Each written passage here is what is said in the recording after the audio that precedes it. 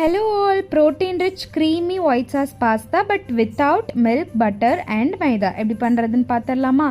அதுக்கு ஒரு பாத்திரத்தில் தண்ணி ஊற்றி கொதிச்சதுக்கப்புறமா கொஞ்சமாக ஆயில் சேர்த்து மில்லட் பாஸ்தா இன்றைக்கி நான் எடுத்திருக்கேன்.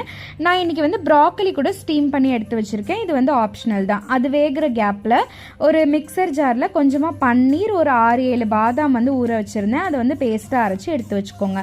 ஒரு கடாயில் செக்கில் ஆட்டின எந்த எண்ணெயாக இருந்தாலும் பரவாயில்ல, அது கூட 10 பல் பூண்டு அண்ட் ப்ராக்கலி போட்டு லைட்டாக வதக்கிக்கோங்க.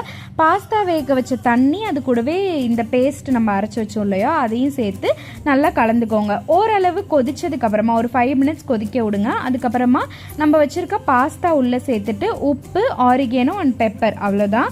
இதை போட்டு ஒரு 10 மினிட்ஸ் கொதிக்க விடுங்க. ஒருவேளை ரொம்ப திக்காயிடுச்சு அப்படின்னா இந்த இடத்துல நீங்கள் மில்க் கூட ஊற்றி தின் பண்ணிக்கலாம். பட் நான் வந்து மில்க் எதுவுமே சேர்க்கல. கண்டிப்பாக ட்ரை பண்ணி பாருங்கள். டேஸ்ட்டு சூப்பராக இருந்தது.